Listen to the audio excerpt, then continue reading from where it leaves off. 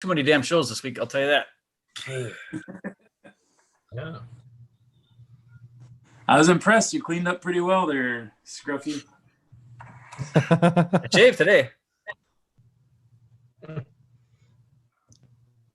All right. Lots of chatter because we got people tonight. Ben and I don't have to talk. This is nice. We get the sick of talking off. Sick of talking. Wow, I don't think I've ever heard you say that before. Well, you just heard it. Wow, I'm impressed. You know what I'm sick of? I'm sick of this right here. Oh wait, it's not gonna work. Never mind. I'm not sick of it. Bruce and Eckes are here tonight, and they're gonna coach us up on some stuff. Do you guys do a self scout?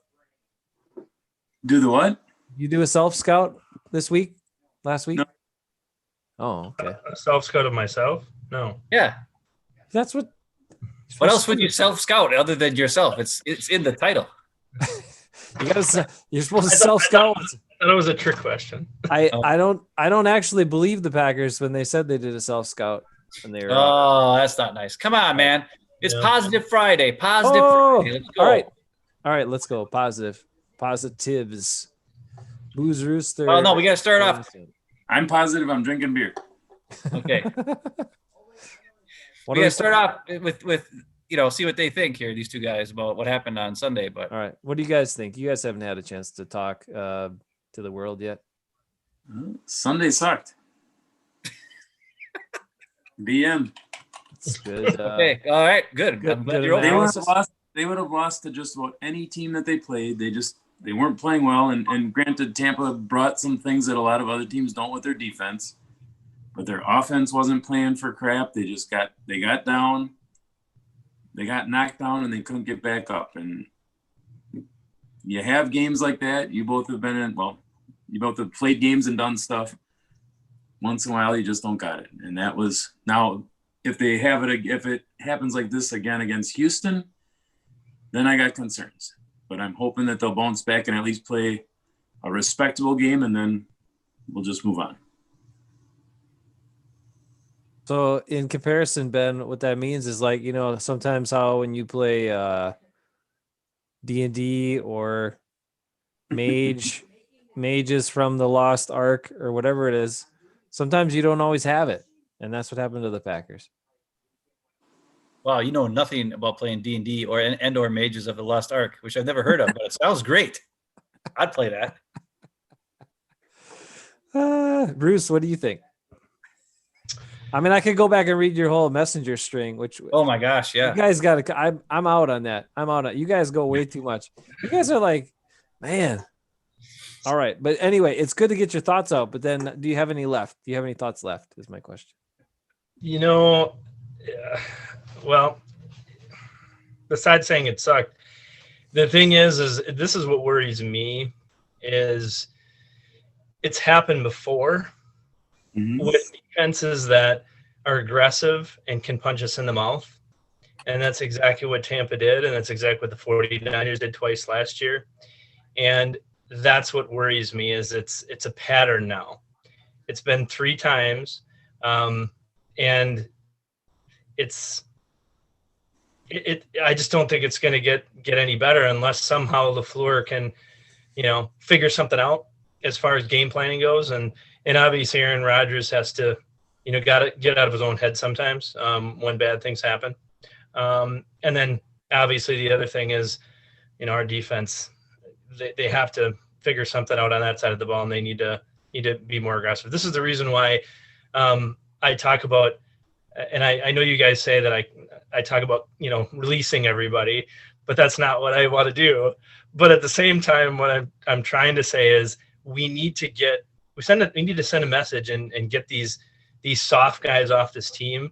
And we need to figure out how to get a defense that's going to, again, punch somebody in the mouth. Because until you do that, I just don't see us being able to change what's going on right now. We might be 12-4 and 13-3 again, but I'm not optimistic that we can make the Super Bowl if we run into Tampa again or somebody that can do what they did to us on Sunday. Not to be negative, I'm just being honest. Oh, I didn't look it up, but was last year's game against the Chargers after our bye week. Is that correct? When we got knocked on our Your ass? bye week crap. We already went over this, Ekis. We went over this, Ekis. It was the 49ers game. The 49ers game was after the bye week. Okay, perfect. Even better. But this has got nothing to do with the bye week. This has to do with teams sucking. That is actually a good, Ekis, that's good to bring up because the Chargers, again, had a defense that could do that to us, especially on the defensive line. So there's another example. But it's got nothing to do with the bye week. No, it doesn't. The defense is good. It doesn't have anything to do with the bye week. No. It has to do with the bye week. You know what? I heard somebody say something today. Aaron Nagler. I don't want to say his name, but Jason like gets mad when I say that. But I don't care. Nagler said, "Gee, let me think. I'm pretty sure that the Packers played the Seahawks in the playoffs after their bye week, and they won that game. So bye weeks don't mean jack squat. Stop with the bye week crap. It's the defense they played and the fact that they weren't ready to go. And Rodgers missed guys and didn't pull the trigger. And the freaking offensive line couldn't figure out who they're supposed to block when they blitz guys. They just let everybody go past them. And the defense got no pressure on freaking Tom Brady at all. He's just stood there like a freaking statue, carving him up. And Jones ran all over him because nobody could freaking hold their gap and all these things. And because Kenny Clark came back and did nothing. Okay, but I'm going to be Ben Hafeman for Halloween. Because it was all those things, you're right, but it was over after a bye week. And they have the bye week to work on all these things and get them ready for 2 goddamn weeks and get it ready. Woo-hoo-hoo. And they have all that time, and they did jack crap with it. And blah, blah, blah. No, I guess they took that first week for self-scout. But like I said. Yeah, self-scout. Am I think, wrong? They have 2 weeks to work on this stuff, and they come out flat as crap. That is my point. My point isn't that it's a bye week curse. My point is that they have 2 weeks to scout and to look at who they're playing, and they should use that time. And I don't know if they're just spanking their balls or whatever they're doing, but they're not doing anything productive to move forward. Hold on. Off of a bye week, I had to bring that back because that was an old thing. I understand. You know what though? I still say it now. McCarthy rocked bye weeks for a long time, so I don't know. I don't know where that history came from, but he did. Bruce's concern is valid. Is the main one. This team. Okay, this team has had a lack of physicality for. I don't know. I can't remember the last time they had a physical offensive line. The defensive line hasn't been physical since like the Reggie White. Green was a linebackers coach. Yeah. No, I mean, and the thing is, this is where you can see it. It's a lack of speed, but it's also a lack of physicality. And then when you watch other teams play defense, and then you watch the Packers play defense, it's very different. It just looks different. It's not just about the scheme. It's about the way the players react. It's about how they tackle. It's about the closing speed. It's about anticipation. You just don't see it from enough of them. Like there's a couple here and there, but you just don't see it from enough of them. Mike Daniels was a physical guy. Like Mike Daniels, that guy was physical, but he was one guy trying to be physical with a bunch of marshmallows around him. So you can't stop run. You can't stop teams against the run with a bunch of marshmallows. You can't. I agree with that. And that's why I liked Blake Martinez because he was actually physical and tackled. He was just slow. True. Yep. But I liked him, and he wasn't worth what the Giants gave him, so I understand why we got rid of him, and I accept that. But that doesn't deny that he's probably one of the best linebackers we had for a very long time, that he actually tackled, and he was smart. He knew where he wanted to get. He just couldn't get there because he was slow. That's interesting. When we heard more about the stuff with Zadarius Smith and Preston Smith and him, how that actually, I don't know, I think held him back, changed his career, and probably was like, you know what? He could have been more productive maybe if a different approach was taken or if those guys weren't given so much freedom, especially Zadarius. But anyway, sacks, get the ladies. So that's all I got to say. Hey, there's a breakthrough in the chat. Breakthrough in the chat. And Bernard says, I need to stop watching Cowherd. Everybody give it up for Bernard. He won't stop. You can stop. You can. He's addicted. No, take the advice. Ekis gave me that great advice a number of months ago. I've stopped and I've been happier ever since, Bernard. You should do it. Cowherd is just vomit. It's just spewing venom against the Packers all the time. He's not worth it. And he looks. Are we talking about Cowherd later? His beard is terrible. His beard's terrible. And you know what I think about beards. You can talk about it now, Bruce. Well, I was just wondering if you were going to talk about it because I think we should. Which one was it? Was it about Aaron Rodgers and can't come in from behind and all that type of stuff? Is that the one? Yep, that's the Yeah. one. I think we need to talk about it. All right, go for it. Bruce can. He wants to do it. Well, first of all, we all know Cowherd is an asshat, so we know that. But as far as Aaron Rodgers not being able to come back or have any comebacks, I mean, that's ridiculous.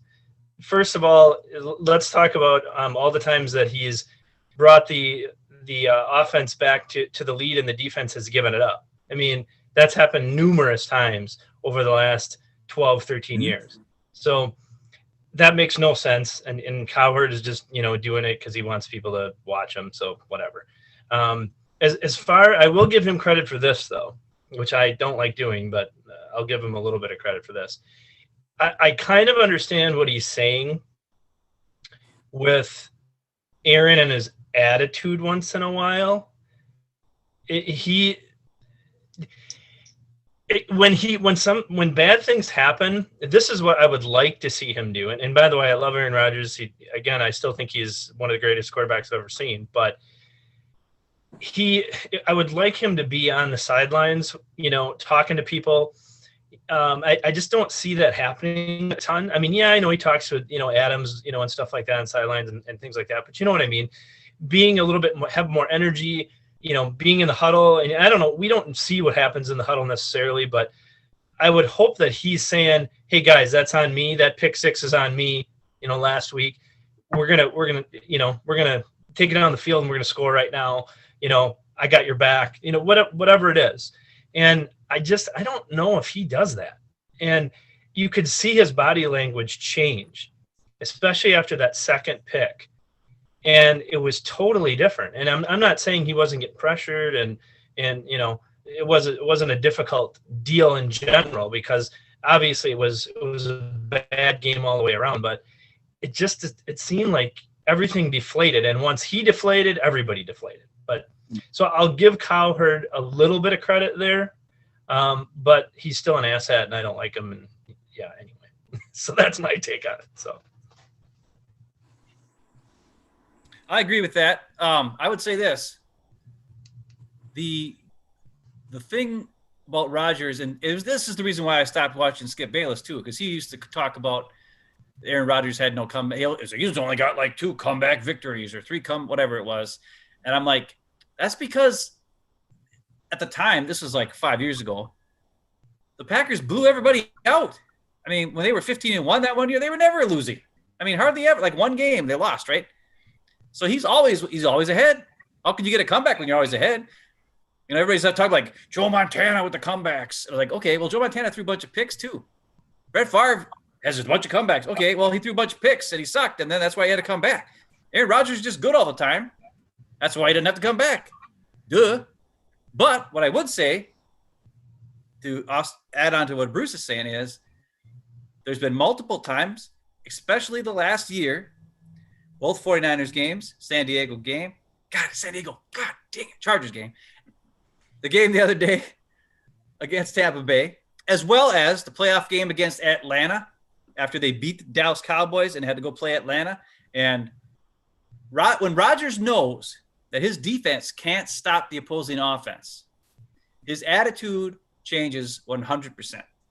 Like he has a give up face. Like you saw him on the sidelines and he's just like standing there on the sidelines, just like looking at, I don't know what he's doing, but he's not talking to anybody. Like Bruce says, he's not getting with guys to work on things. He's not like trying to make things happen or get, whatever. He's just standing there waiting for his time to go back on the field. And he's just like, but because he probably was talking to people. Don't get me wrong. I know they probably started talking to people, but the drive took so long because the defense couldn't stop anybody. After a while, you just see Rodgers sitting there going, yeah, I'm not going to get on the field until they score another touchdown. And then, and you see that defeated attitude in his face and in his mannerisms. And that leads to everybody else on the offense. And then that's why they got blown out by Atlanta in that playoff game. That's why they got blown out against the Chargers last year. That's why they got blown out against the 49ers twice. And that's why they couldn't score a freaking point in 3 quarters after they were up 10-0. Because Rodgers' demeanor changed. His attitude changed.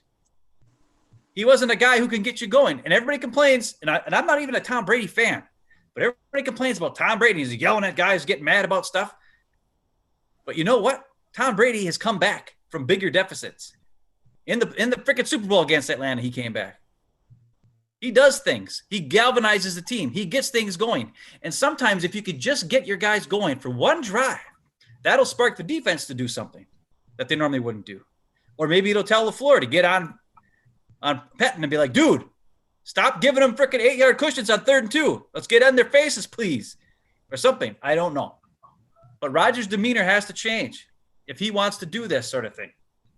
Because it doesn't look good. It's not a good look.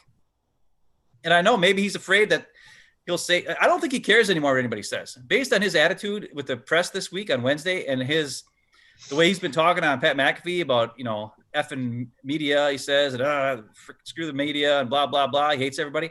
I don't think he cares anymore. So just go out and play and and rally around with your team. The other thing he said, Jason brought it up yesterday after the show. He mentioned a bunch of guys who were good players on the Packers who all couldn't finish their career with the Packers. And I don't know if either of you two guys saw Rodgers' press conference from Wednesday, but it was very odd. I mean, he was like, it was bipolar-ish, kind of. He was very standoffish and kind of rude at times. And then somebody asked him a question that he wanted to answer, and then he was all smiley and happy about the question and talking about good things. And then the very next question, somebody asked him something he didn't want to hear or didn't want to answer, and he'd be like, yeah, that's a dumb question. I don't want to talk about hypotheticals and blah, blah, all this kind of crap. And it's just weird. And I don't know if the Jordan Love draft, maybe this week they looked at the film and saw what I showed everybody on Tuesday, that the guys were open and he wasn't pulling the trigger. And now everybody on the team knows it. And all the guys on the team who study film and can see this kind of stuff, see it and know it. And also all the guys that didn't stay with the Packers, all of his buddies are long gone. He's the old man hanging around after all those guys are gone. I think it's starting to hit him. When they were winning, it was fine because they were winning. Everybody was happy and everything was going great. But when they had the one loss, I fear that if they have another loss, things could just go wacky. I don't know. What do you guys think? What do you think, Ekes? You think he's got – I don't know if you saw that press conference, but it was weird. It was almost like he had just a total different demeanor than I've ever seen Aaron Rodgers in my life. I didn't see it, but I think you asked me that just because I'm old. So appreciate that. No, not because you're old. Because here's the thing, Ekes. You are the most positive guy I've ever met. You let things roll off your back. If something goes wrong, you're like, whatever. I'll get the next one. And then you get like the next 17 in a row. Good things happen to you. And that's just the way you are. Because you're like, whatever. Where me, I let that one little thing bug me. And then it bugs me for the next 17 things. And all the other 17 things go crappy because I was still worried about the first damn thing that happened. And I think Rodgers is doing that. I mean, I don't know. It just looks like that's what's happening. I'm not saying you're wrong, but you're saying I was listening and you're right about his demeanor and all that. But Rodgers has never been that guy to run over and start barking at the other people. He's never been. He might have been more fired up in his younger years, I guess. I'm trying to remember specifics. But he's never been the Tom Brady going after people, yelling at him. That's just not who he is. And everybody does it different. Matt Hasselbeck didn't do that either. Yeah, he did. Good. He did not go after people like that. But he yelled about his own play. Yeah, and that's fine. That's the thing. Tom Brady was even mad at himself for bad plays. Tom Brady gets mad when he screws up. Rodgers screws up. He's like, it's just a bad game. Sometimes you have a stinker. Sometimes you got a stinker. My point was Rodgers is doing what Rodgers does. He doesn't do that. He goes on the sideline and pouts and looks like a little bee. That's what he does. He sits over there and scowls, and the media makes out of it whatever they're going to make out of it. And I don't agree with what they all think of it, but that's what Rodgers does. That's what he's always done. If he does something stupid or if things aren't going his way, he goes over and scowls and looks mad at McCarthy or looks grumpy or whatever. And I mean, it's one game. I'm not going to overreact to it until after Sunday. If they look like that again Sunday against Houston, and Houston has another defense that can get in your face. They're not as talented as Tampa, but they can hit you. So I think this will be a good test to see. Rodgers was quoted this week saying that was an anomaly, not a trend. And we'll be putting that to the test, and I think they'll be very telling. I had to give me a beer. You got a runner in there. No, that's good. It's interesting because, yeah, I mean, I think, all right, you guys think what you think, but I don't know. I guess I get like that when stuff doesn't go right. I like to be by myself for a little bit. I like to think about stuff, what went wrong and how I could make it better. But I've told Ben after watching that press conference, because Ben was like freaking out about it. He's like, is he okay? I think he's like got hit in the head too many times, or I don't know what happened. And I looked at it and I kind of just thought, well, maybe I think it was a pretty rough film session. I think the team also, a lot of people, a lot of players, a lot of coaches are like this. And they do their press conference after the game about that game. And then when you get to Wednesday, they don't want to talk about that game that happened 3 days ago. They're preparing for the upcoming game, especially when it's a loss. Like, who the hell wants to relive that and hear all these questions again and do all that sort of stuff? And I understand the media wants to write their stories through the week and whatever, because I was in the media. I get it. But I also get that perspective to be like, hey, I don't want to talk about this crap anymore. I got this other stuff I want to talk about. You want to talk about that? Let's do it. You want to talk about this stuff? I'm either not going to say much, or I guess in this case, it was different for him to be as snappy as he was. But I can understand it, I guess, to an extent. But when he talked about the players who were longtime Packers who didn't get to finish their career in Green Bay, I think that opened your mind and your eyes a little bit to think that he's really kind of realizing that that's a strong possibility for him. And I think he's struggling with that. So I don't know. We all are. Well, the Packers will get what they deserve if that's the case. Because I don't think they're going to have luck into anybody stepping in the way he did and having success right away. And if they don't have a better offensive line, and if they don't have a better defense, and you put in a young quarterback or a quarterback that's not nearly as good, then you're not going to have a very good team. So that's basically it. Houston is up next. Anyway, Bernard, don't watch Cowherd anymore. The fourth quarter thing is all overblown because it's selective look at stats. That's all it is. It's a selective look, and Cowherd's going to angle that look however he can. He also puts Russell Wilson up on the mountain, and he puts Aaron Rodgers down in the trenches, and that's the way he likes to do it. So don't worry about Cowherd's selective stats. Go out and look at Aaron Rodgers' fourth quarter quarterback rating for his career, and that'll tell you, does he really suck in the fourth quarter or the second half? No. So don't give me that. Plus, it's a team game. All right, what do you guys think about Houston coming up? I know we're a little – I'm confused because I thought Houston was pretty good. And I know they lost some close games. But hearing some of their stats, they've been giving up like really – they've been giving up like one of the highest quarterback ratings to opposing quarterbacks. They've been getting up a high completion percentage, almost similar to what the Packers defense has been doing. And they also haven't been able to stop the run very well. So – I don't know. Are we worried? Do we think we're going to just like light it up against Houston? Is that how the offense will be just as good as it was the first 4 weeks? Say somebody's name.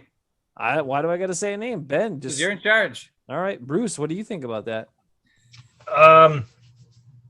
Well, we should light them up, put it that way, based off of what, and I look up, me and my stats. I gotta look up some stuff.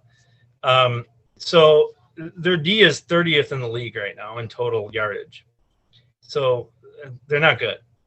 They're 20th in the pass. They're 32nd in the run, 170 yards a game. Now, granted, some of this stuff could be skewed a little bit because, they've been gotten beat down pretty good most of the time. So some of these teams are probably running, in the second half a little bit more, but you're still 32nd in the league and you're giving up 170 yards. That doesn't lie.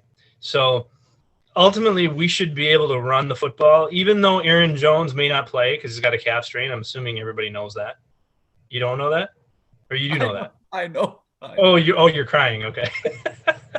But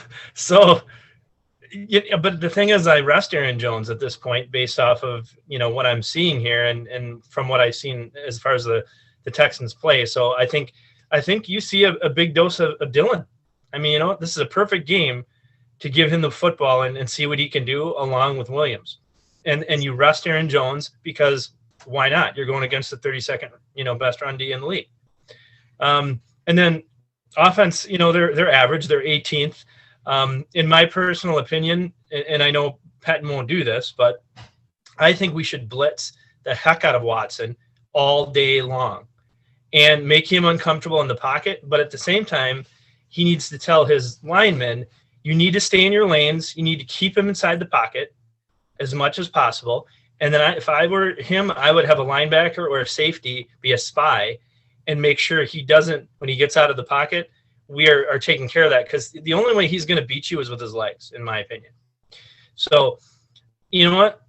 I mean, I don't see how we can lose this football game unless we put up a stinker like we did last week. I mean, we really are going to have to play bad, in my opinion, in order to lose this football game. But that's what I see on Sunday. So it's interesting because Watson takes some really deep drops on passing plays, like almost as deep as any quarterback I've seen. And they play out of the shotgun. At least 85 to 90% of their offensive plays are him and the shotgun. It's crazy. So you want to have some interior pressure, and the Packers haven't mustered a lot of that, although Kiki's been all right at it. I also want to point out when I'm looking away from you guys, I'm actually looking at another computer trying to be smart. And that's okay. Week 1, Houston played Kansas City. Week 2, they played Baltimore. Week 3, they played the Steelers. That's a pretty rough stretch for 3 losses. And the Titans are 5-0. They lost to the Vikings, which they beat the Jaguars, and then they lost to Tennessee. So the 4 games that they lost, 3 of them they should have lost. 3 of them are against very high-quality teams, and the one against the Vikings, maybe that's like the Packer game against Tampa Bay, or Tampa Bay is better. I'm just pointing it out. I don't know. I don't think that Houston is as bad a team as their record says at all, is what I'm saying. I know they don't have D-Hop to catch all the balls. I'm worried about Randall Cobb kicking our ass across the middle. Randall Cobb's on my DraftKings team this week. I'm not too worried about that. If he's got the thing I am worried about is what Bruce was talking about. If the Packers don't do that well and they don't spy Watson, they play a bunch of man coverage and they let him run around a lot. The Packers let Ben already point this out in the early games. They let Kirk Cousins run around a little bit. They let Matt Stafford all of a sudden look like he was a track athlete. We're like, what's going on around here? It doesn't make any sense. So this time you have an actual athletic quarterback that you got to worry about. You didn't have to worry about that last week at all. Zero concern with Brady going anywhere. Now they got to worry about it this week. It's a whole new element. But Cobb, I'm not worried about, because if they are playing man and Sullivan's on him, that's not a problem. He's never going to get open. He's not going to be open. He's little. He's not that shifty. He's not that fast, and he's a little old at this point. Now, Bernard is calling for Aaron Rodgers to set the Packer franchise touchdown record in a single game. He wants 7 touchdowns from Rodgers in this game. Hey, Ryan Tannehill had 4 last week, so maybe. Hey, pick a defense or offense to talk about so I can give you some video that matches it. You guys start talking defense. So then I was going to have a defense video. Show me the now you're talking defense. Offense. So I got to find my offense videos. You guys are freaking destroying my whole game plan here. What the heck? What's up with you guys? It's called going with the flow, man. But you go with the defense here. Show some Houston defense. Oh, now I'm doing offense. Dang, Vernon. What, am I supposed to be worried about the Houston offense? Okay. Yeah, I'll show you why. Are you ready? Here we go. Time for some Ben's Breakdowns, everybody's favorite segment.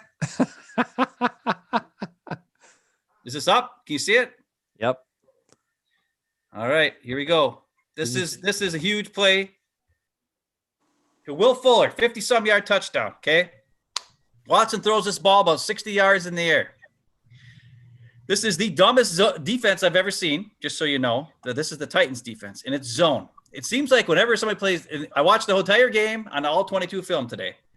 And I'm telling you right now, playing zone against Houston is a bad idea because they really, really destroy you. Because they put a bunch of guys. They have really good moving parts. It's very similar to what the Packers do, where they move guys around to get them open, except they take shots more often, or just about as much. But on this particular play, if you look up here where my cursor is, this guy is going to be doing a deep zone.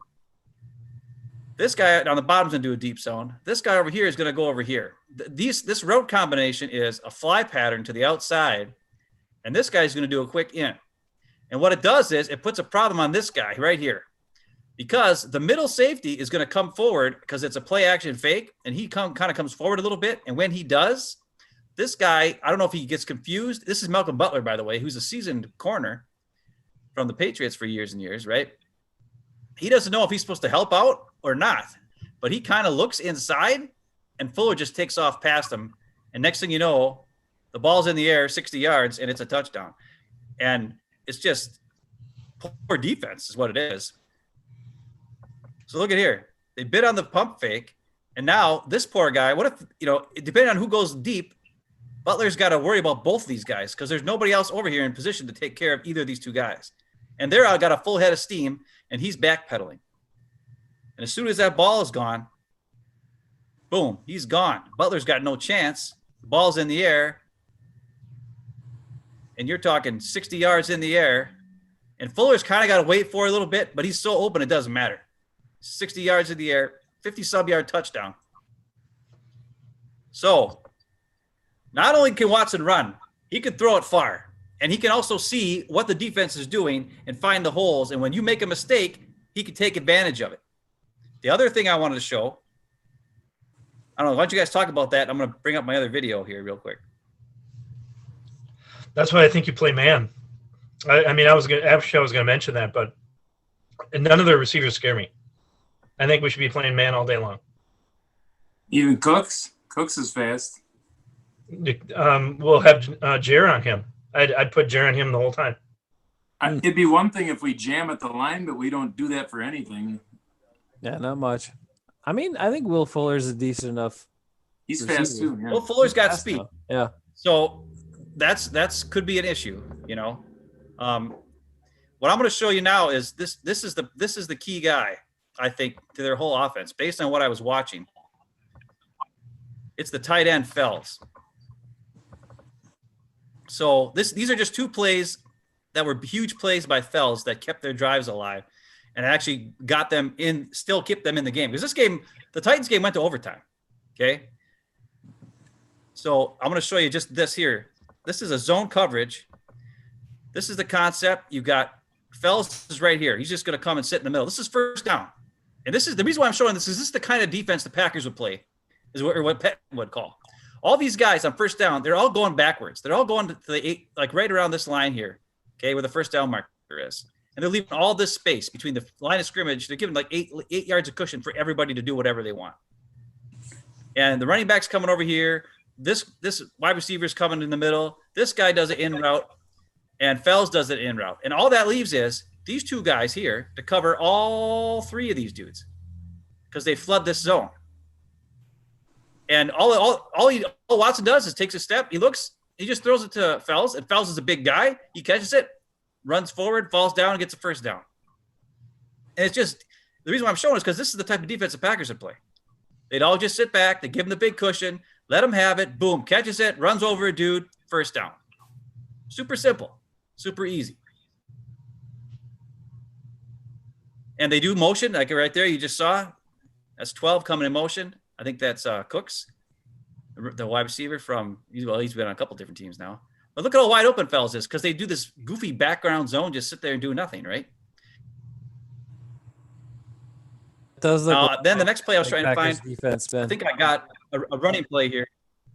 This is a running play, but this is not the one I want to look at. So this is showing you their best run. Okay, they can't run the ball. Wow. So that's the good news. They're just not good at running. So we should be okay there. But now this play is really interesting. This is a great design.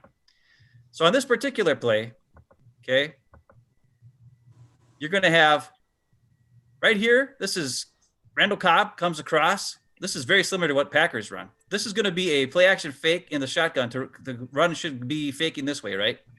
You got Fells lined up here. He's going to do a wheel route to the outside. This wide receiver is going to go up this way and come in the middle. And this guy goes with him and falls down, by the way. And then this guy runs over here. And then Cobb comes around this way. And what it leads is Fells is wide open because both of these guys went with the wide receiver. They played out of position. It was dumb and wrong. So the Packers have to look out for this type of stuff. What they're doing is they if you play zone, they crowd your zone, okay? And then they go to the open guy.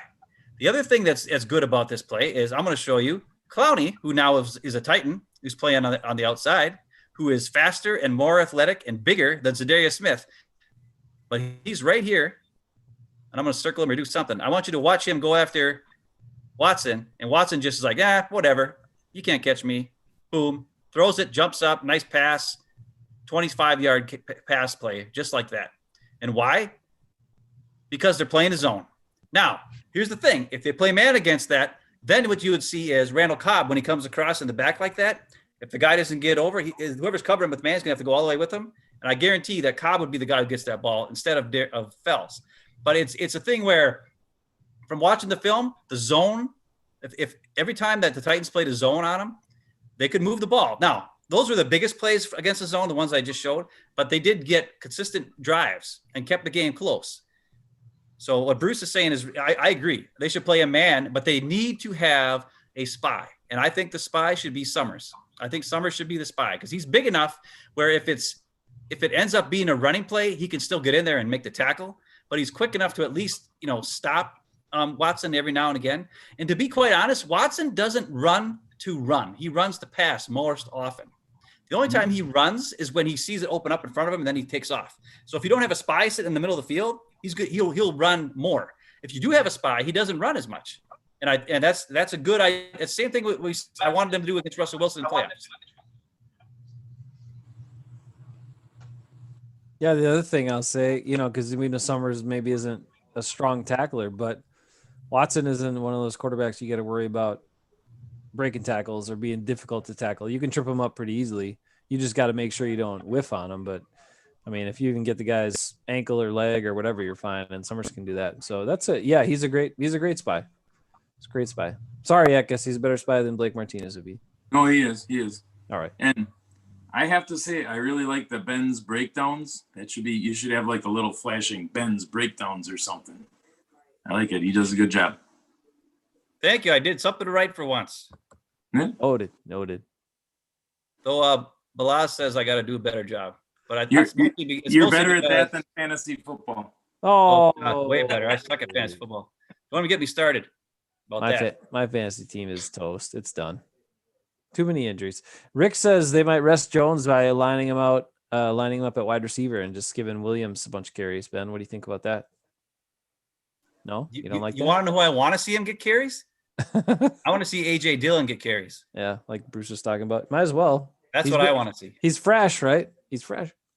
Let me ask, if the Packers defense comes out and throws up a turd, do you think, number one, do you think Pettin is on the hot seat at all? And number two, do you think he should be? Well, I think he's been on the hot seat pretty much since. But I mean, a serious hot seat. Got there. They'd ship him out mid-season or something. He should be on the serious hot seat right now. I mean, in my opinion. Now, I don't think they're going to ship him out mid-season. I just don't see that happening. But he should be absolutely. It should be burning at this point in time. So if they don't improve by the end of the season and in the playoffs, he should be out to the door. No doubt. I agree, and I'm disgusted by the defense with what we have. The reason I think he might get tossed if we put up a really pathetic showing is because they know, they have a plan for Rodgers not being here. That's kind of like what the plan seems to be. Are they going to waste the little time that they have with a subpar D coordinator, or are they going to say, hey, we've got all this right now and we're not going to have Rodgers in a year or two? We can't screw around.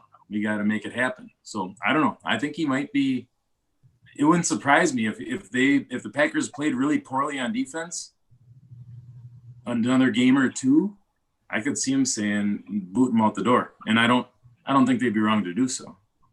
It's only if Mark Murphy makes the call, I guess, because Mark Murphy is the hothead that will can a guy after a bad game. But when you really think about it, Bruce, when was the last time the Packers had a good defensive coordinator? Who was it? It was Fritz Shermer, maybe. I think that's it. That was a long time ago. I mean that's what I would say. Eckes, they sat with Dom Capers for all those years. I mean, they're perfectly content with a subpar defensive coordinator. The team and the organization has shown you that. Just calm down. This is what's going to happen. This is what's going to happen. I think LaFleur has had enough. As Jason, you have pointed out on his last press conference, you said that he kind of was like, hey, yeah, I don't know why we're giving him a cushion like that either, and all that kind of stuff. I think the difference is this. If Pettine does the same type of stuff as he has been calling, right? And it's partly a double-edged sword, because what did LaFleur tell him last year? No more big plays. Okay, so then Pettine's like, okay, no more big plays, everybody. We're just going to play soft and make sure we don't get many big plays, right? So Pettine's trying to do what he wants him to do, right? Mm-hmm. Well, the problem is then he just gives up super long drives and they score anyways. So now if LaFleur's like, hey, let's get on him. What are we doing? Let's figure this out. Let's get on him. Now, if Pettine does that, okay, if he does change the philosophy, he plays more man, or he plays more, bump and run zone, or whatever it is, something that prevents the play from starting and being on track. Because that's the thing that I think is the biggest problem, is whatever opposing offense calls a play, it works pretty much the way they want it to, because there's nobody bumping and stopping a receiver or stopping somebody from doing things. And then on running plays, the guys aren't holding their gaps and they're not being gap responsible. They're trying to go to the quarterback and do all this stuff, right? So if he changes his calls and they still have a poor showing, okay, I don't think LaFleur would get rid of Pettine in that case, because I think that would just prove that it's the players that can't do what we need them to do, right? And it would show that Pettine is trying to do what LaFleur is asking him to do. But if he still does what he has been doing in the past and nothing changes, right, and they stink, I think he could be gone, because I think LaFleur is sick of it too. Because let's face it, LaFleur's been on a lot of different teams as an assistant with a lot of different players. He's been under defensive head coaches twice. He's been with offensive head coaches twice. And his best buddy is a defensive coordinator for the 49ers, right? So he's got connections probably at other places. Now, he's not going to hire somebody now, but he could move somebody up who's, like the defensive backs coach who came from the Vikings, who's been around for quite a few years. He could change the whole philosophy. Maybe he changes the philosophy, right? Because that's really the issue right now, is the defensive philosophy. So if Pettine doesn't change his philosophy and we have, the same type of same results, then he's going to be gone. But if he does change the philosophy and the Packers still can't stop anybody, LaFleur won't get rid of Pettine. He'll say, okay, our players stink. We got to figure out something, though. We're going to have to even be more pressure, and we'll just have to keep going back to the drawing board.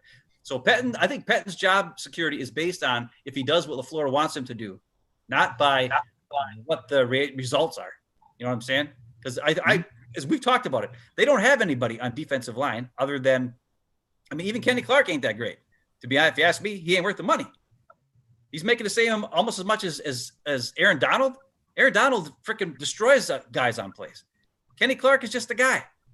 He's a good guy, but he's not worth the money. So that's what I would say, Eckes. I would say if he does what LaFleur wants him to do and the defense still stinks, he'll be around at least until the end of the year. But if he does the opposite, keeps doing the crap he's been doing and they stink, I think LaFleur's like, get out of here. We'll move somebody else up, change the philosophy. You guys figure out what to do. Don't you think that the only reason Matt LaFleur kept Pettine around is because this was his first gig as a head coach? Like, he was a young, brand new head coach, and Mike Pettine's a guy who didn't have success as a head coach, but was at least the head coach before. So that's why he kept him around, because he could have got rid of him then, but he kept him on the team for that reason. It wasn't because he's like, man, that defense looks so good. It's because of that. And So yeah, he's willing to part ways. I just don't see it in the middle of the season. But if it gets bad enough, yeah. But you're right, Ben. They exactly. LaFleur was the one that after they got burnt on a couple of plays in a couple of games, he was right away talking about the explosive plays. Explosive plays, the defense was giving up, and that is when the switch completely flipped for the Packers defense in 2019, where they stopped pressing, they stopped playing up, they started playing soft. They played soft almost the whole rest of the year, and in the end, that didn't help them.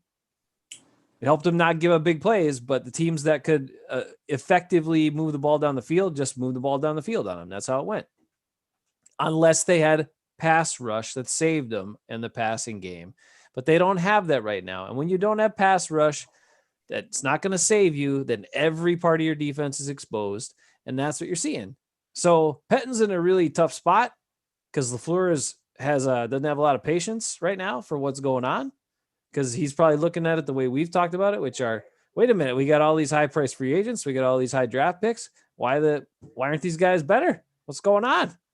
One thing that is a problem is their technique.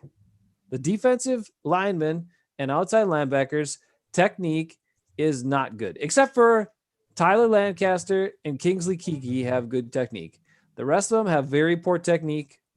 Dean Lowry is good sometimes, inconsistent, but even Kenny Clark's technique was off. That's why he didn't have a good game. He was up too high. He wasn't maintaining his leverage. But those outside backers have terrible technique. Sound like McCarthy. It's pad level. They got. I mean, it's serious. I can't even get over it. It's almost like Zadarius Smith. Like Gary is trying to model himself after Zadarius Smith, so he's doing all the same wrong things right now. After he's been back, and I'm like, what are you doing? You were doing better before. Do that again. Don't go too high. Don't try to swim over guys and jump in the air and lose all your leverage. Doesn't make sense. Anyway, those are major problems. Hey, I got a question for you guys. This will help the Packers defense, and also will transition to Houston's defense against the Packers offense. Are you ready? I'm going to share this video right here. How about if after the Packers beat Houston and they're 1-6, and it's time for them to do full house changes, right? They're ready to trade, right? What would you think if we brought home a Wisconsin guy to play on our defensive line? I want you to watch J.J. Watt on these 3 plays. And he made more than just these 3, but he's the reason why Houston was still in this game and got it to overtime, because he was freaking awesome. He still got it. I didn't think he did, but he still got it. This play, he just beats a double team and smacks freaking Henry in the backfield like he's nothing. So here, watch this. It's crazy. So you know where J.J. Watt is. He's right here. He's going to get double teamed by the left tackle or the right tackle and the right guard. He's just going to freaking go right through both of them and just destroy Henry. Wouldn't that help our defense or help our defensive stopping the run? Watch this. Get out of here. Swim move. Guy hits him in the back. Forget it. Destroys Derrick Henry, the best running back in the NFL. Not even close. J.J. Watt, swim move, destroy. Okay. That was awesome. Now, here's another one. Coming up here in a little bit. Another J.J. Watt. This one's 2nd and 5. The other thing he does on this play that's very smart, unlike Zadarius, when it's a possible running down, he holds his fort, holds his fort, holds his fort, holds his fort. And then he goes up and he's watching the quarterback and he bats the ball down. Have you ever seen Zadarius Smith do that? No, because he never looks at the quarterback. He's always trying to beat his man.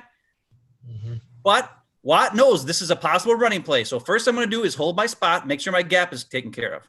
Then I'm going to go to the quarterback. If I can't get there, I'm looking at him and I'm going to go down and I'm going to bat that ball down. How many times does J.J. Watt bat the ball down? All the freaking time, at least once, twice a game. And that's a huge play. That's a play ender. That means, hey, I'm J.J. Watt. I just stopped that play all by myself. That could have been a huge game, but it wasn't.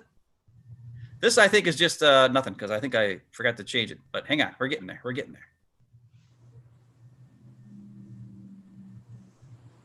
So the very next play is J.J. Watt doing what he always does, which is destroying dudes, and it's awesome. This is the reason why Houston still had a chance to win this game. So it's 3rd and 10. And now he's lined up on the other side. And he just beats his guy like a freaking drum. Strip sack fumble recovered by Houston at the freaking 4-yard line.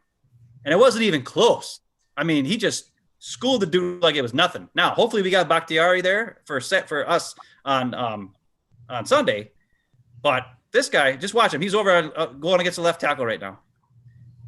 And he doesn't even swim move him. He bull rushes him. He doesn't even waste a swim move. Watch him.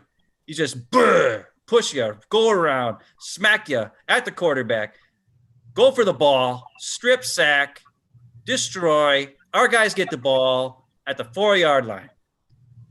That was just Sunday. So the idea that J.J. Watt no longer has it, that's wrong. He still got it. And can you imagine if that's Billy Turner trying to block him on those running plays? Aaron Jones, or it doesn't matter who's got the ball, they're going to get creamed in the backfield. And if it's not Bakhtiari playing over at left tackle, that's a strip sack fumble, Aaron Rodgers strip sack fumble. So we really got to worry about J.J. Watt. He's still got the power, man. He's still doing what he always did.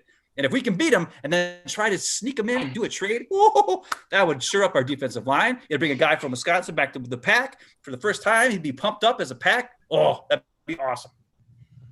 That would be cool. It'd also be cool if we had his brother on the team already. That might draw him in even faster.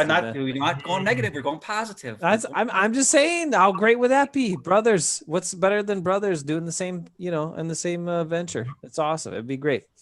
One quick thing about that, though, Ben, is that just shows you and everybody that what the Packers should have done last week running the ball, they have to do this week running the ball, which is inside zone, not outside zone where J.J. Watt, unless you're trying to go away from him every time.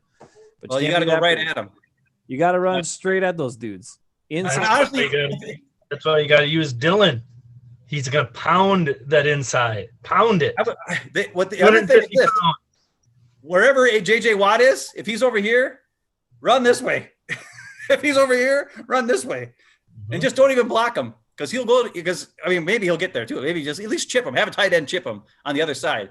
But go the other way. I don't care. If they call a running play and Rodgers gets the line of scrimmage and they're supposed to go at J.J. Watt, he should be like, everybody, flip. We're going the other way. Now, they might figure that out eventually, but they won't figure out the first 3 plays. So, hey. Hey, Nate's here. Hey, Nate, how you doing? Bernard says, AB went to Tampa for real? Is that real? Yeah. That's what they say he's going to do. Hooking back up with Brady. Brady loved him when he was in New England. Yeah, that's why. I just think maybe Tom Brady ran the Patriots all those years when they just had all those problem guys come in all the time for 1 year to win a Super Bowl. All I know is Brady wants to win. Yeah. So what do you think? At any cost. J.J. Watt coming to the pack. Wouldn't that be amazing? I think it'd be great, but who do you trade and what do you give him? I mean, you know what I mean? Give him a first-round pick. We always draft stupid crap with our first-round picks anyways. You're right. You could give him the NFC Defensive Player of the Week from a few weeks ago. You could do that. Yeah, that's true. We'll trade him Preston Smith, Christian Kirksey, Billy Turner, and a first-round pick for J.J. Watt. Let's do it. How about a second-round pick, maybe? And Randall Cobb. We want Randall Cobb back too, dang it. We'll just give him any picks. We're just going to waste them anyway, right? So what the hell? Give him all the picks. What I'm saying. Is J.J. Watt for the next 3 years worth a first-round pick that we're going to just waste? Yeah, I think he's worth that. I mean, I don't know how long he's signed for or whatever, but if you trade him to get him here, he'll stay for less money probably because he's freaking ready to play for the Pack. He'd love to play for the Pack. Mm-hmm. You know he would. Goody's got to start pulling some strings then and get it going. The other guy I was thinking too was I said this to you guys on the thing was Michael Gallup from Cowboys. He's super fast. He's in the last year of his contract. He's a burner who can actually catch the ball better than MVS. And if the Cowboys lose again and they're 1-6 or 2 whatever they are, 2-5 or whatever their record is, maybe we could do it. Maybe we could pull a trade with them to get a guy who's actually fast.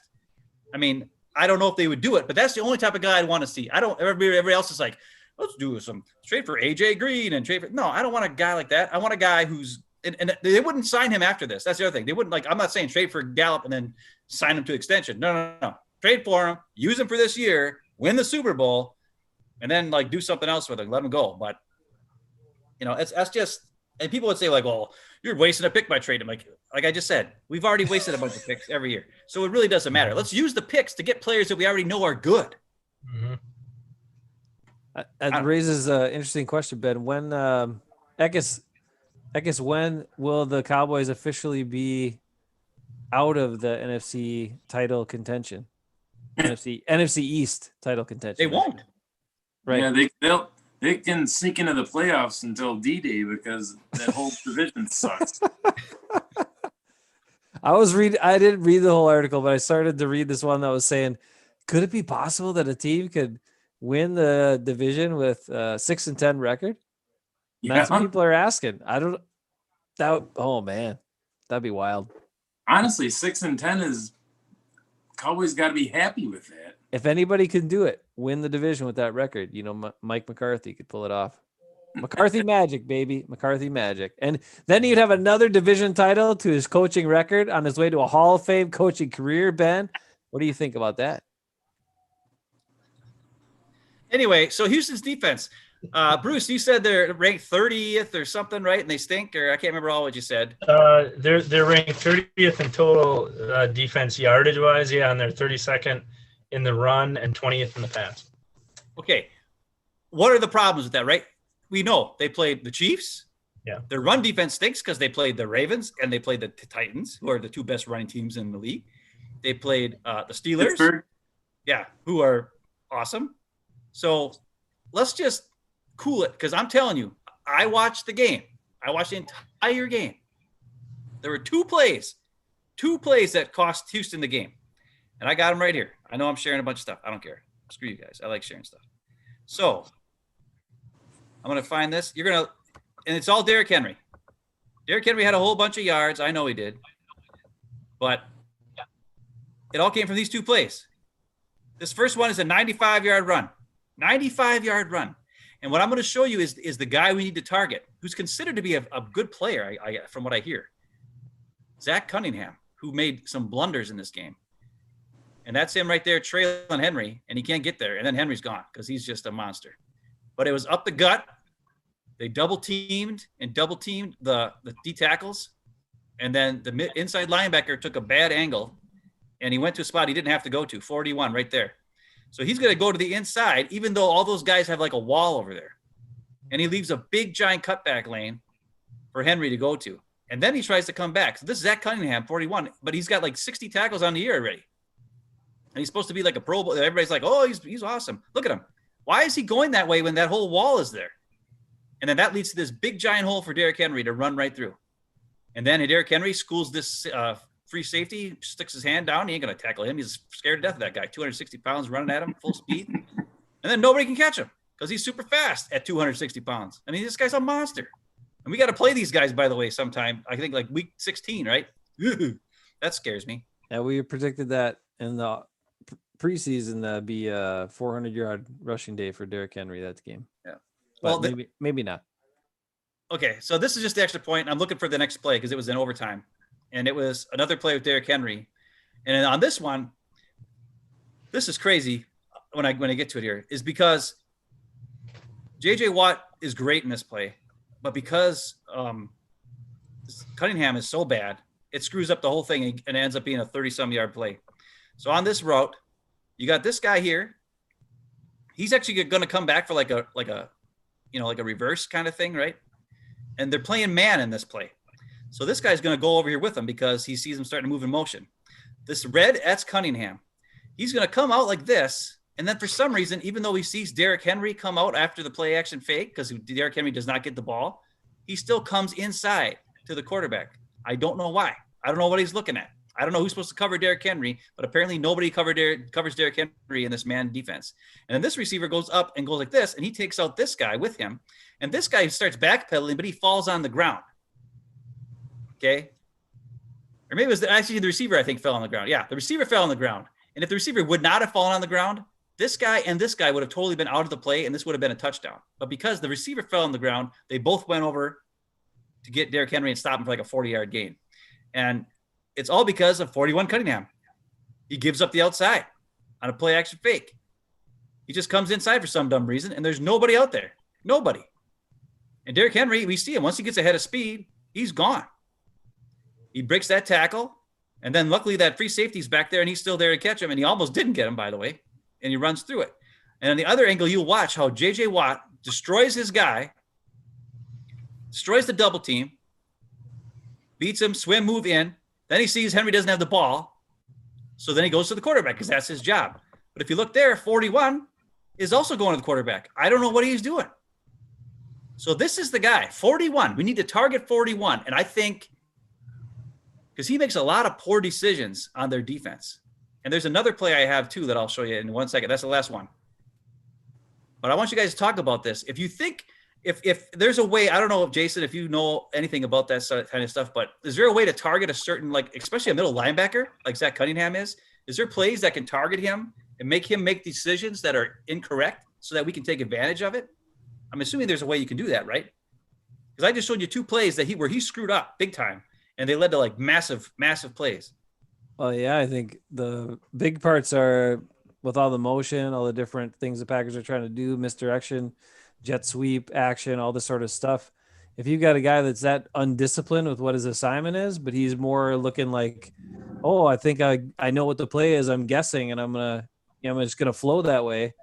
I mean, with what the Packers do offensively, it should expose him numerous times during the game, and you'd think that would be favorable for guys like Bob Tonyan or who's ever in there at tight end getting out behind him where he's probably supposed to cover that guy, or the running backs, whether it's Williams or Jones catching a pass. So clearly on that last play you showed, his assignment must have been, if it was man, he must have been assigned to Derrick Henry, but he just totally dropped that and went towards the quarterback. Like you said, why did you do that? I don't know. But if a guy makes mistakes like that, yeah, you got to keep it to misdirection, ball fakes, all that stuff will be effective against that guy. I like it. And why can't they use Malik Taylor on jet sweeps if Kyler is not in there? I mean, he's quick, he's fast. You know, I don't know why they can't use him. And if Jones is out, who are you going to use? I mean, you know, our offense is better with motion. So why wouldn't we do that? I don't know. I was kind of confused by that last week, but so. Yeah, it was weird to all of a sudden have Williams lining up at the back and Jones always in that role. But at the same time, the Packers don't have many healthy wide receivers. So I don't know what their thoughts were there. Maybe they were trying to do other stuff with them. I mean, I've been impressed with Taylor. I think he's done a solid job with his time on the field. Well, I think he's proven to be really the number 2 receiver now that Lazard is hurt. Because MVS can't catch stuff. He doesn't adjust to the ball in the air. And we saw St. Brown have 2 plays designed for him to get the ball, and he dropped both of them. So I don't want to see him out there anymore. Malik Taylor caught that when it was 4th down, and he caught that ball against Atlanta when we needed to get that first down, and he made that double move to the inside and came back out again. Hey, I'll take that guy. Let's get him some freaking plays. I would rather have him get those plays that St. Brown got. And they were wide open, easy. Well, maybe the first one wasn't wide open, but he still should have caught it. The second one was wide open, and he just dropped it. And I know he hasn't played a game in forever, but I agree with Bruce that I think Malik Taylor's got some skills that a lot of the other guys don't have, and I think he's solid and he's trustworthy. So let's get him out there. Well, he's out there, but like they don't use him. You know what I mean? Like he's on the field. Same thing with Tyan this last week. He was out there, but they didn't design any plays specifically for him other than the one I showed where he got hurt. You know, but there's other guys open behind him. And they could have went to anybody on that play. I have to bring up some bad news. No. Yep. It's a travesty. Do you guys ever listen to you guys listen to sports radio all the time. We have all been saying Robert Tonyan's name wrong. No. It's Tonyan. It's Tonyan, yeah. With Tonyan. Oh. He said he didn't correct anybody because he didn't want to be rude because he was a nobody. But after he scored 3 touchdowns, he told a reporter that everybody is misspeaking. It's Tonyan, and it rhymes with Funyan, even though it's spelled with an O. So I know you guys love him so much, but for all your love, you got to change. Hey, I like Funyuns, so I'm going to remember that forever now. It's easy. Funyuns. How banged up do you think Mr. Funyon is? I'm worried. The ankle didn't. I mean, those are things that can be a problem, especially for a dude that needs to use the speed in his position. So I don't. Do you think they'll try and use Sternberger a little bit this week? And I mean, you got to put the damn guy in there. What we have so many guys that we draft high that just sit on the bench. Honestly, I know. Ridiculous. I think you need to, but at the same time, does he block well? I mean, I think he's inconsistent in that area, and I think that's the reason why he hasn't gotten in the field as much, especially with LaFleur and the way he likes to run the ball and likes his tight ends to block and stuff like that. So I don't know. Yeah, I agree. I guess, are you worried? Bernard's a little worried about Deshaun Watson. Are you worried about Deshaun Watson? I'm worried about the schemes more than anything else, both offensive and defensive. Like what you guys are saying and running Dillon and attacking 41, it all makes sense. And we don't always seem to do what makes sense, which is unfortunate. We should be the coaches. What's that? We should be coaching the Packers, all four of us. Absolutely. Oh man, I'd be worried. I'd be even more worried then. But the thing about Watson is there's times where he's not accurate. Okay. And so the way to really take advantage of that is to not give him wide open receivers. So if we play man and we kind of bump guys and mess up the play a little bit and stick with them, and we have good man guys. Alexander's great. Sullivan's great. Use those two guys on the two top receivers. Sullivan's going to have to cover Randall Cobb because Randall Cobb is, he's sneaky and he'll do stuff. The big worry for me, like I said, is Fells at tight end. If we play man, I don't know who can cover him because he's almost as big as Gronk, and Gronk destroyed us. So now Tom Brady's a lot better passer than Deshaun Watson is, but Watson's got that added element of the feet, which he does use from time to time, mostly to extend plays to pass, though, not to run. He only runs when he sees it open up in front of him. So that's one misdemeanor. He's not like Kyler Murray or these guys that just go crazy, start running all over the place, or like Lamar Jackson. He's more like Rodgers, really, but he doesn't have the accuracy Rodgers has. So that's the good news. And if we play man coverage on Houston's guys and spy Watson to make sure that he doesn't see that open lane to run, then I think that's the best way to let Watson's inaccuracy be an advantage for our defense. Maybe his inaccuracy will lead to some turnovers too, because that would be nice. Packers are really lacking on that front. 3 turnovers in 5 games, you guys. Well, it's not going to cut it.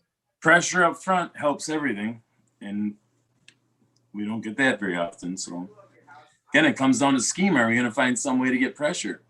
Ben, how does this? That and or the Packers do look good against subpar offensive lines.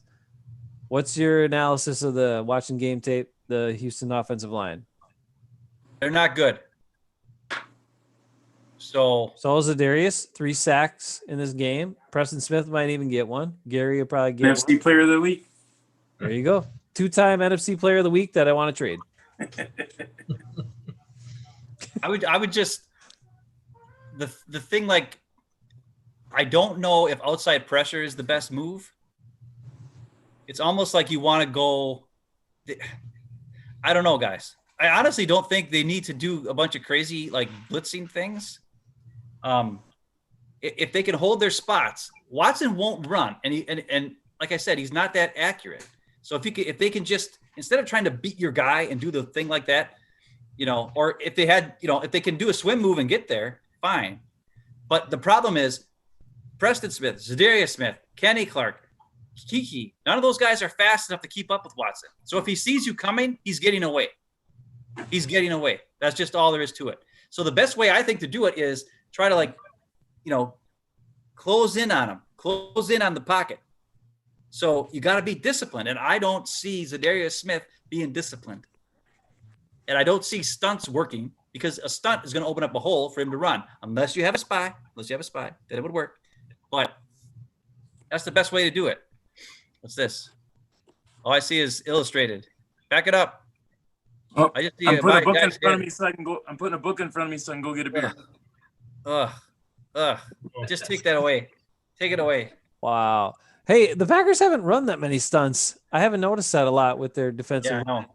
It's been interesting. Bruce, it seemed like they ran a bunch more stunts last year. It seems like not really at all. They're just kind of doing straight rush. Zadarius will sort of run his own stunt once in a while and get himself more out of position. But other than that, I don't see a lot of design stunts with like multiple guys kind of trying to confuse the offensive line.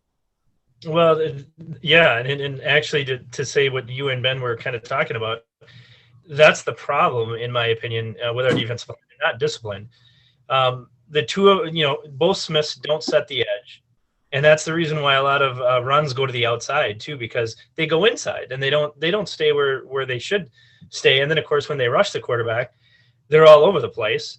Kenny Clark's kind of the same way when he rushes the quarterback. He doesn't stay where he needs to stay in the middle. And this is the reason why running quarterbacks can do a lot of things against us. At least that's what I have seen in the last few years. So, I mean, that's, again, they have to be disciplined. If they're going to, I still think they need to blitz. I don't agree with Ben there, but I think they blitz up the middle. They blitz some linebackers, or they blitz a safety up the middle or something like that, and stay in their lanes and not, break out of that. So then he can get around to the outside, or he can go up the middle and run. So, but again, our defensive line is not disciplined. They haven't been ever since the Smiths have got there. They just kind of do their own thing, in my opinion. I'm gonna tell you guys a quick story about since I've been kind of out of it tonight. I'll tell you a quick story about a pass rush move that doesn't seem to make sense. So why do you do it? You got to use your leverage better.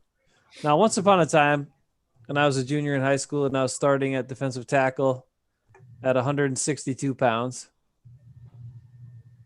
I was going up against a 6'3".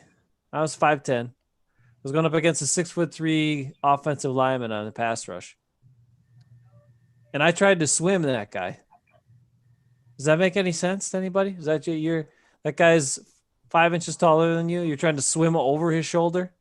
You're not dipping and trying to rip under him and using your leverage and stuff? You should have went under legs. Yeah, I probably should have. I should have done something else, because I ended up getting knocked on my ass because I lifted my arm up and then I was off balance like this, and all he did was push me back on my ass. So when you're Zadarius Smith and you're lifting your arm up like this and losing all your leverage when you were such a good bull rusher before, why don't you try bull rushing some of these dudes? Because like Ben said about Watson, I don't think it's as rattled with pressure as a lot of quarterbacks. He seems to be like, I'm a good athlete. I can kind of maneuver, and worst thing, I'll throw the ball and I won't get sacked, or I'll take a sack, because he has taken 19 sacks this year. But that's because he doesn't see him coming. When he doesn't see him coming, he gets sacked. Right. You said he doesn't have great pocket awareness. No. Right. But you got to be disciplined in your lanes, and you can't be like flying way out here or way in there. He'll see that. If you're in your lanes and he doesn't notice anything that's out of the ordinary, then you can kind of sneak up on him. But one thing with that is, if the guys get pressure and it's more not like, maybe you're not getting to him for a sack, but you're pushing his offensive lineman back to him in an uncomfortable spot, that's just as good. So if you can get those guys moving, you don't have to get around them. If you can just move them. So I want to see Zadarius do that. I want to see him get back to that bull rush, because he was super good at bull rush last year. Now I've heard he's been a little dinged up, and he had a taped up ankle this last game. So maybe that's bothering him some, but they got to use that bull rush more, especially those guys. So that'll keep them more disciplined too, because then they're not going way to the right or way to the left.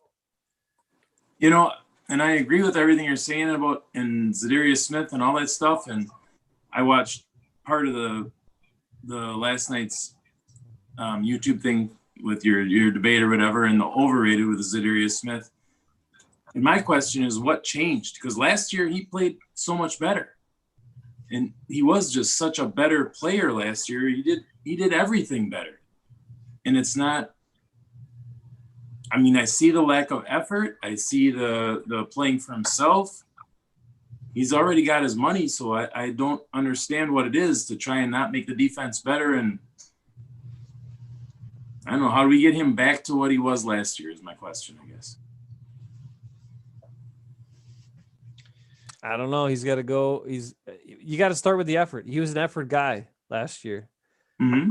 A bunch of these athletes are there's not that big of a difference between some of the top guys and some of the guys that are middle of the road guys. Because Za'Darius will still, you play a subpar offensive line, he'll have a lighted up game, or he'll have a couple sacks and get lots of pressures. But when he gets against the big, the good offensive lineman, he doesn't do anything.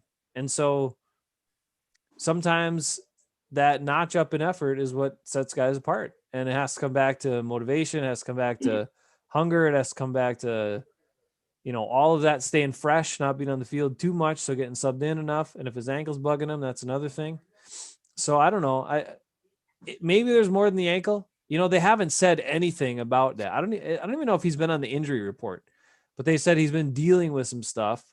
It's been very vague what they've said.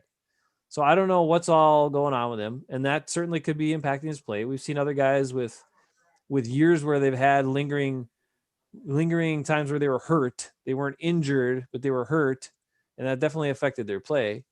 And if it's something like where he can't get his power or he can't use his power, and maybe that's why he's going for these other things, and that could be because I think his power is what separated him from a lot of guys at his position.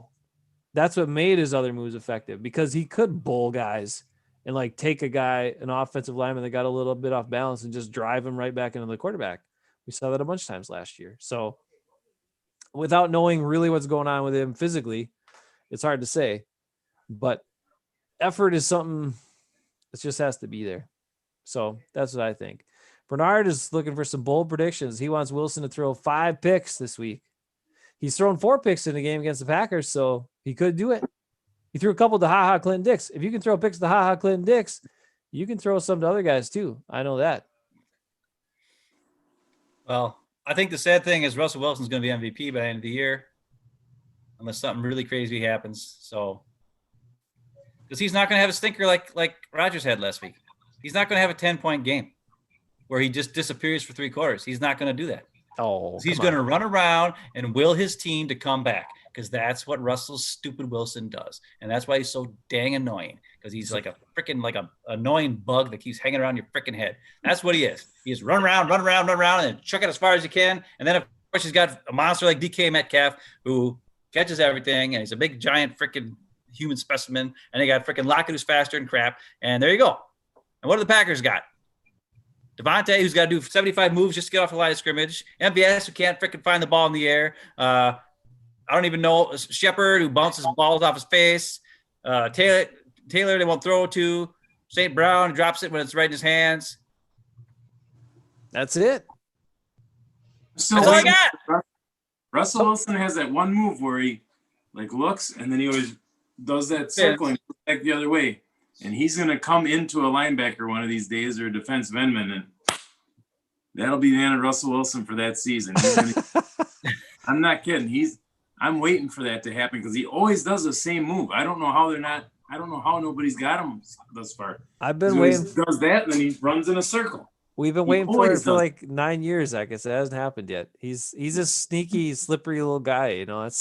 He's really good at not taking the big hit. I don't know how the hell he does it. He is. He's great at not taking the big hit. Before we can't let you go, Eckes. Now this ties right into what Ben just all said, because he talked about all the receivers. How do you feel? This is your opportunity now. Yep, this is it. How do you feel that after the Packers decided, Jake Kumaro is not good enough to be on the team this year, and this is what we got. This is what we're left with.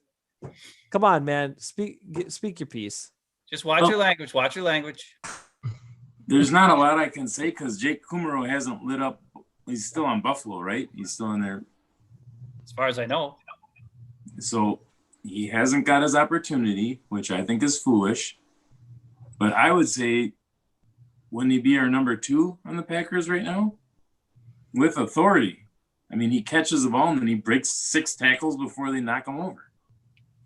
I don't know what more you want, but they wanted to get rid of him, and I was this close to getting my Kumaro jersey, but I held off. It's disappointing, but it's a team sport, and I'm not in charge of it, so you have to live with disappointing things. They got rid of Papenga. That pissed me off. They They made a lot of moves I don't understand. Well, I said I accept Martinez with the salary. Could we use Jake right now? Yeah. Or Ben, is that guy that you like so much still on the? He's still on the Cowboys practice squad. Just sitting there. They could get him. There's also a guy on Houston's practice squad, Isaiah Coulter. He's also from Rhode Island. They played together. They're actually cousins in real life. They played on Rhode Island together. And they both came out in the draft this year. And Coulter got drafted in the 4th round by Houston. And Aaron Parker didn't get drafted at all, but he got signed to the Cowboys. And they're both on the practice squads of those two teams yet. And either one of them would be better than any guy we have right now, not named Devontae Adams at wide receiver. And they just don't – the Packers don't care.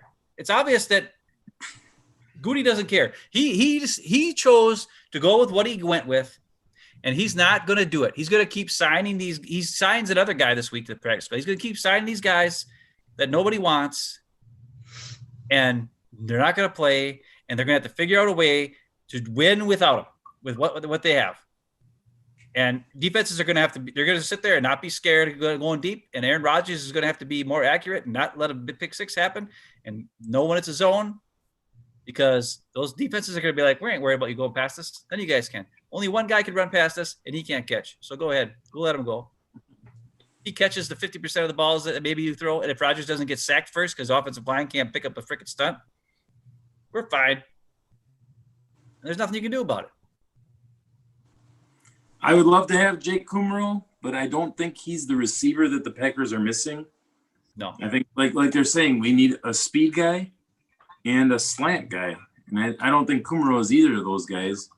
You know, I don't know what Kumaro's niche is. He just catches the ball in the flat and runs forward. I heard he wasn't real bright. That's probably why I like him. Similar to me. But I don't know. I don't know who the guy that we need is. We need another Donald Driver type guy that can go across the middle. And I mean, that's what we have to find. And Ayuk looked like that a little bit. Ruggs, which we didn't have a chance of getting. No. But those are the guys we got to find one. And or pay the mortgage. Go get one of those guys because you need it. And quit getting all these toys like the Preston Smith and all this crap that you spend money trying to patch holes. Get the players that you need to start, and then when an injury happens or something, yeah, we'll have to deal with it then. But I don't know. I think we got a lot of wasted space on the roster, and we got to figure out how to utilize our space better. I mean, if Kumaro was here, though, at least even if he doesn't have a specific spot that would fill in one of those really high need areas, it's a great depth guy for if Allen Lazard goes down, because he's basically can do all the same things pretty much that Allen Lazard could do. And he's a good blocker. Plus Rodgers likes him and Rodgers trusts him. And he'd been in the offense all last year rather than sign these guys off the street who are brand new to the offense, brand new to the team. I mean, how do you expect them to come up the ranks and make an impact and know what the heck they're doing? It's just not going to happen. Like $50. So right. He wouldn't have been expensive. And I don't get it. I don't get that one. Really perplexed me. I think a lot of people are surprised by that. Bruce, if you were Aaron Rodgers right now, do you think that's part of why Aaron Rodgers sometimes seems to have this attitude you guys were talking about earlier, where he feels defeated or doesn't think there's much he can do when he looks around and sees this is what he's got to work with? I don't know. Or he sees no Kumaro. There you go. If he saw Kumaro, maybe he had a little hope. Kumaro I think it's Kumaro. No, I don't. But, well, it could be. I mean, anybody that is getting toward the end of their career like himself and hasn't seen maybe the management do what they can do kind of his whole career. I mean, let's just be honest about it. I mean, Thompson didn't really, work in free agency. He just drafted pretty much. I mean, yeah, did he get a few free agents? Yeah, he did. Interestingly enough, when we hit on those free agents, we won the Super Bowl, with Woodson and things like that, and almost went to the Super Bowl, or should have, with Julius Peppers.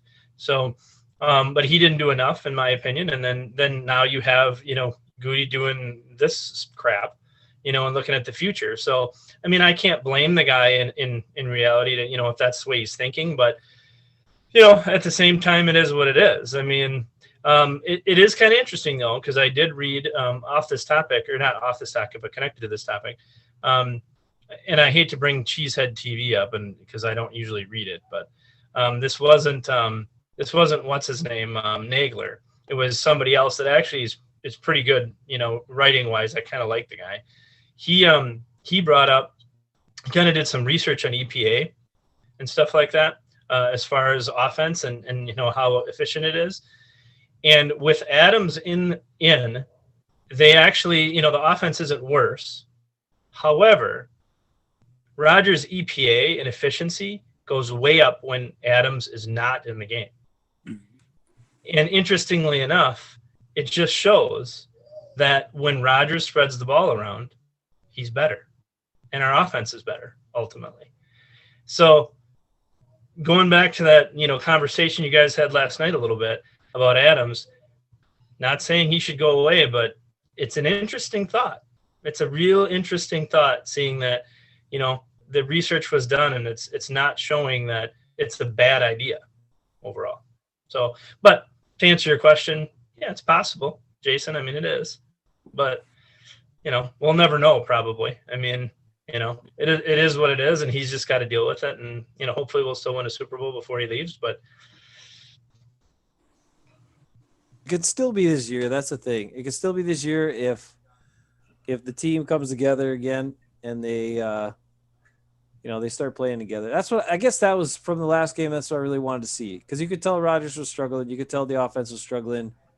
I wanted to see the defensive answer. I wanted to see some impactful, fired up play from the defense to be like, okay, you know what? Sometimes he's not going to be on point. It's our turn to pick it up. Let's go. And I didn't see that. We don't have defensive leadership. Well, I mean, I think they got solid guys there. I think I just don't see the fire. And maybe the lack of fans is affecting the defense more than we expected or they expected. And that could be a real factor here. Like, that's one thing, right? Because on defense, yeah, you think some, but you're not thinking as much as you are on offense. There's not as much to think about. It's more reaction. It's more like, okay, what's my assignment on this particular thing, and let me just react. And you feel the wave of energy from a home crowd, but you also feel that when you can stifle an offense, what that does to the opposing crowd, and that gets you kind of pumped. So I don't know. Maybe the lack of fans is hurting the Packers more than we realize. I don't know. Just I have a question that I want to have you guys answer in the future, not tonight. Just want you to think about. I have Post-its that I go through, and I'm writing stuff down. I'm not just looking all over the place when I'm talking with you guys.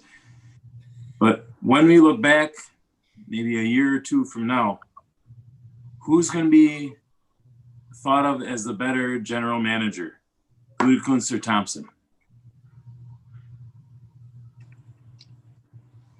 So that's interesting, Ekis, because I'm not going to answer it because we don't know yet. But I don't want you to answer it. I want you to think. Right. I heard something this week too that apparently right before Goody was hired, he was on his way to Houston for an interview for the general manager position in Houston. And Mark Murphy called him and said, "Oh, I think you should come back," for whatever reason. And I don't know if he got moved up the next year or if that was, I don't know when this was. I just heard something about that. So that is interesting. He could have been the GM of Houston. And then we all know what happened with Houston. They got a GM.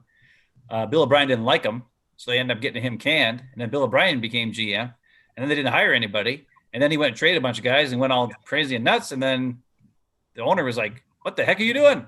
And then they canned his butt after week 4 or whatever. So it's weird, and it's interesting that Goody could have been Houston's general manager, and then we would have who?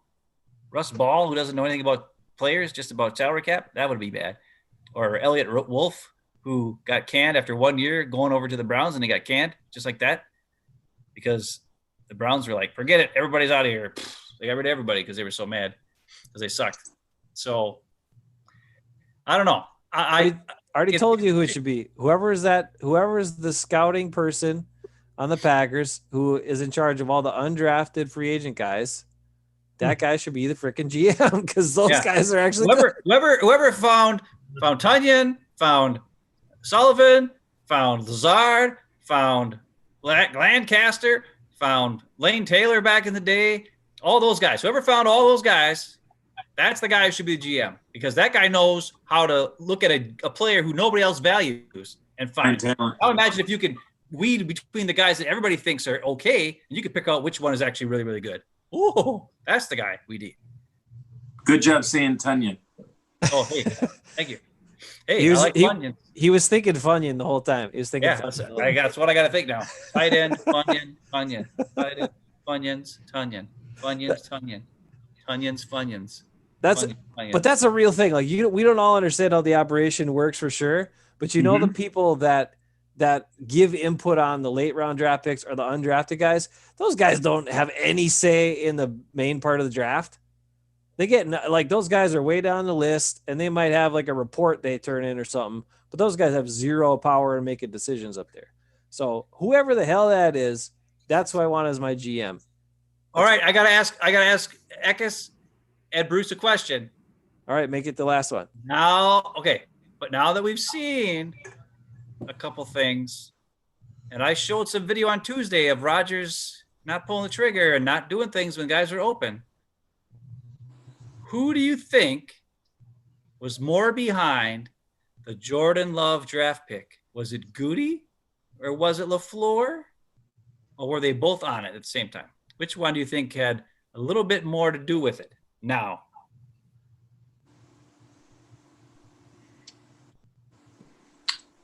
Off the hip, I would say both. Just because LaFleur coming in, he's going to want his own guy. He's going to want to have his legacy. Even though you get a quarterback like Aaron Rodgers and you're spoiled by having that, LaFleur's not looking at staying around as long as Aaron Rodgers. He's looking at trying to make a legacy that's longer.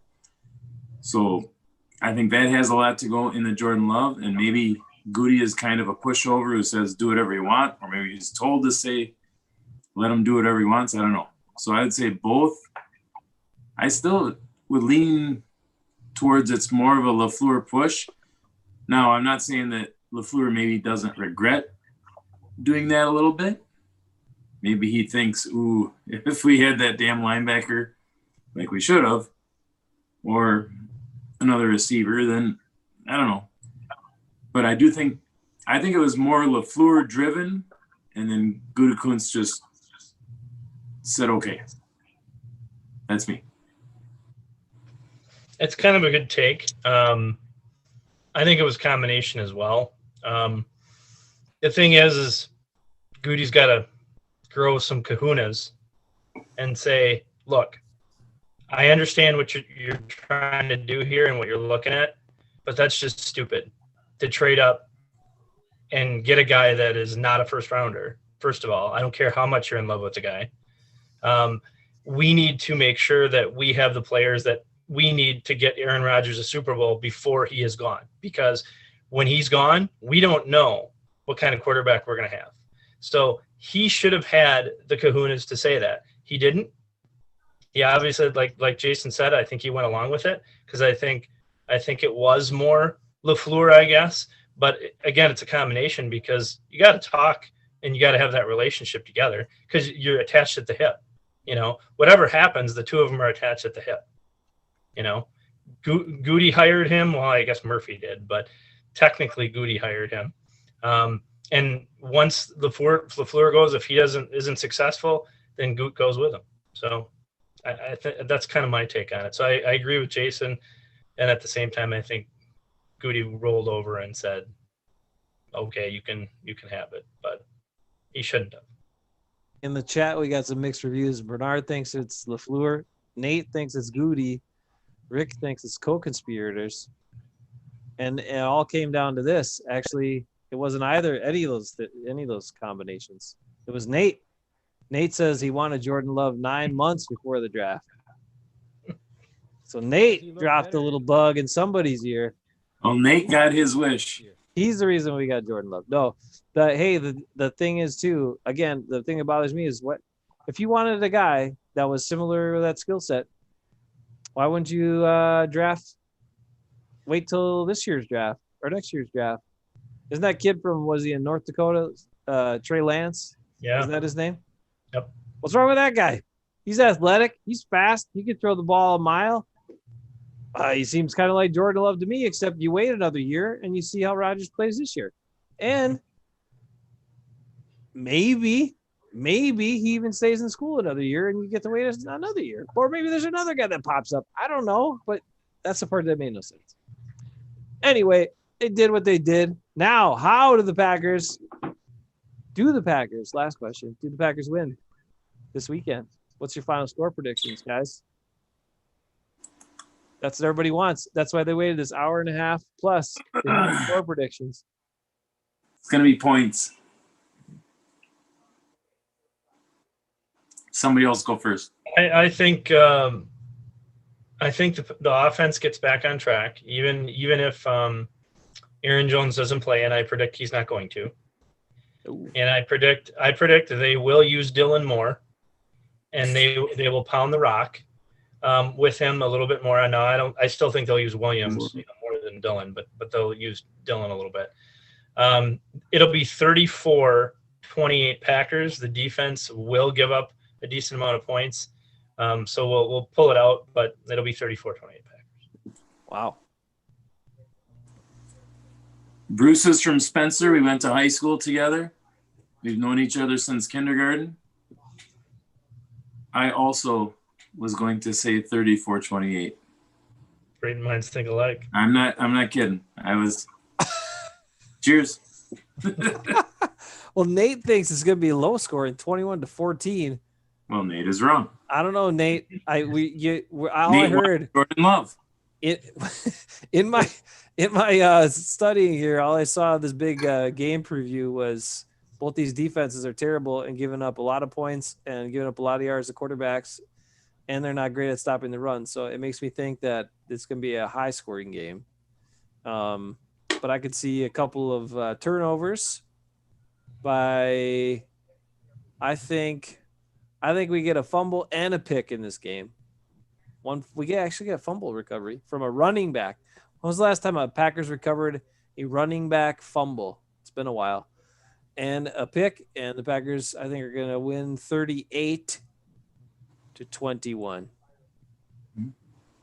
Bernard thinks it's going to be 49-21. Bernard's looking for a big game. He wants those 7 touchdowns from Rodgers, he already said, though. So that's it. Wow. Ben, you're the closing it out. I'm gonna say this. The Texans are not as bad as their record says it is. If it wasn't for those 2 big Derrick Henry plays I showed you, where Cunningham got out of position, they would have won that game. They would have beat the Titans, and the Titans are 5-0 at this point. So that scares me. This is the first time we're going up against the athletic type quarterback, who is not the Joe Flacco, give us a bunch of sacks, Kirk Cousins scares when he sees guys coming at him deer in the headlights. I hate to be the bearer of bad news, but if Aaron Jones can't go, this is going to be a Packer loss. But if Aaron Jones can go, then it'll be 35-28. No field goals in this one. Packers. But they need Aaron Jones. Without Aaron Jones, because he's a touchdown machine. They don't have Aaron Jones, then it'll be 28-24. The Packers are going to lose. Oh, no field goal. I'm gonna make a bold prediction. Dylan's gonna run for 10 times because Aaron Jones isn't playing. Dylan's gonna run 10 times for 111 yards. So he's gonna average over 10 yards a carry. Mark my words. Like it. And if he doesn't, you have to do a shot. Okay. Will he have a touchdown in there, Bruce? Will one of them be No, he won't. No. no He won't. touchdowns? No. If he breaks out into the open for a long run after about 30 yards, will he start looking for someone to tackle him like Eddie Lacy used to do? No, he doesn't do that. He doesn't do okay. that. That's good. I watched his college tape. He's not. He doesn't do it. He doesn't back down. Lacey would fall over after a certain amount of time. Well, he was tired. He was like, "Man, I'm tired of running. Somebody tackle me already, so I can It stop." was running." all those cheeseburgers that he was eating. Twinkie. Okay, Bruce, you convinced me. The Packers are going to win. I was That's just it. messing with you guys. The Packers going to win. It doesn't matter who's out there. They're going to take him down. They got it. They got this. Houston can't run the ball. It doesn't matter. Kyle Lancaster's going to play great. Packers got this. Packers got this. Aaron Rodgers is going to bounce back and pull the trigger. He's going to go back to the ways he should go. Robert Tonyan's, they're going to attack Cunningham with Robert Tonyan. Dang it! Tunyon. They're going to attack him with Tunyon. They're going to attack him. A.J. Dillon. Not out of the shotgun, please. I already talked about this on the other day.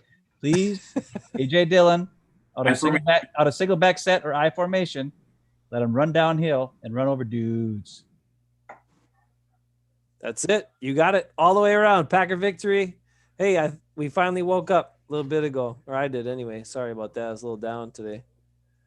But the Packers are going to make you happy on Sunday. It's a noon game on Fox. No Joe Buck and Troy Aikman. Somebody else. Who's on it, Ben? Do you know who's on the call? I don't really care. As long as it's not Buck and Aikman, it's fine. Greg Jennings, probably. Greg Jennings and Chris Myers. Probably. Actually, it will be probably the Greg Jennings. Brian Greasy, right? Is he the other one in there? Oh, Brian Greasy's on Monday Night Football. Oh, that's right. Brian Greasy. He's pretty good. Oh, no, I have to work. I have to work till 2, so I'll be listening to Larry McCarron and Wayne Larrivee and all the daggers. I'll be listening to all the daggers at work because with Game Pass, you can listen to the live audio of your favorite team. I'm telling you right now, I'm going to do another one. Game Pass, best $100 I ever spent in my life. That's all I'm going to say. Woohoo! Nate also says Dylan's going to have a big game. He likes 111 yards, Bruce, but he wants a touchdown in there. He says he's going to run over a corner to get it. Oh, yeah. Do it. All right. A.J. Dillon coming out party this weekend. Aaron Rodgers, a big bounce back game, and the Green Bay Packers are going to have their way. Zadarius Smith is going to be NFC Player of the Week again. All right. That's it for tonight. You guys take care. Enjoy the Packer victory on Sunday. We will be. And we'll catch you next week